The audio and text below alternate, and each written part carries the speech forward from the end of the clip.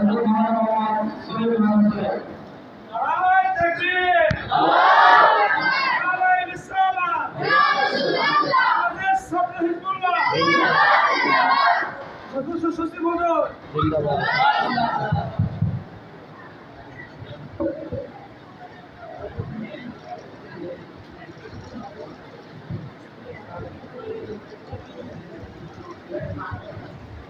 আলহামদুলিল্লাহ নাহমাদুহু ওয়া নুসাল্লি আলা রাসূলিল কারীম, আম্মা বা'দ।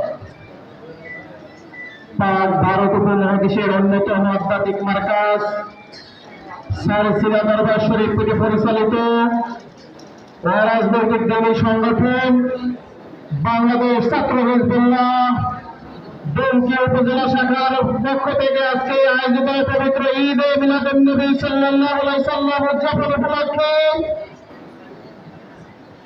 আজকের মাহফিল জলসায় উপস্থিত রয়েছেন লাখো ছাত্র জনতার হৃদয়ের স্পন্দন, বাতিলের আতঙ্কে আল মাহদী কাফেলার অগ্রসেনানী আল্লাহ হযরত মাওলানা মুফতি শামসুল আলম ওয়াইপি সাহেব, কেন্দ্রীয় সভাপতি বাংলাদেশ ছাত্র হিজবুল্লাহ। বিশেষ আলোচ্য হিসেবে উপস্থিত রয়েছেন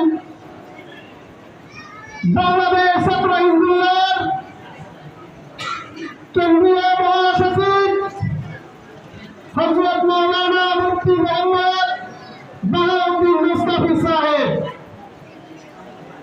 আর উপস্থিত রয়েছেন যার দিক নির্দেশনায় পটুয়াখালী জেলা ওয়ার্ড থেকে শুরু করে উপজেলা পর্যন্ত ছাত্র হিজবুল্লাহ সর্বস্তরে বিচরণ করেছেন বাংলাদেশ ছাত্র হিজবুল্লাহ পটুয়াখালী জেলা শাখার সম্মানিত আহ্বায়ক হযরত মাওলানা মোহাম্মদ জহিরুল ইসলাম সাহেব।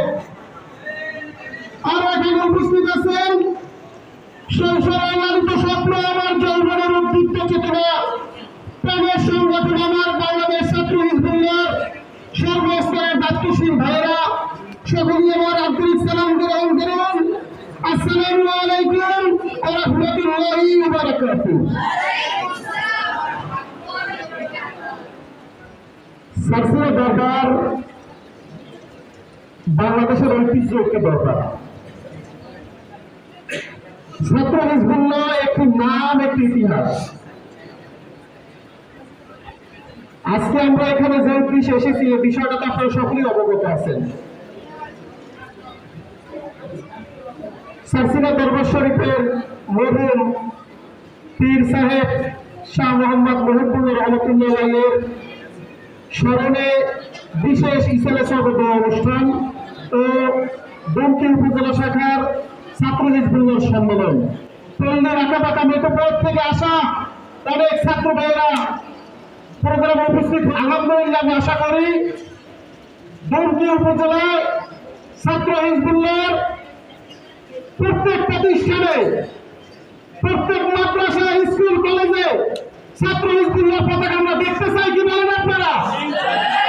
সালসিলা দরবার শরীফ এমনই একটি প্রতিষ্ঠান যেটা অরাজনৈতিক ভাবে পরিচালিত হয়। শাহ নেসারউদ্দিন রহমতুল্লাহ আলাইহি থেকে শুরু করে আজ পর্যন্ত সালসিলা দরবারে যে সিদ্ধান্ত নিয়েছে দ্বিতীয়বার আর কোনো সিদ্ধান্ত নিতে হয় না। একই সিদ্ধান্তের উপরে এখন অটল আছে। কি বলেন আপনারা? সালসিলা দরবার শরীফ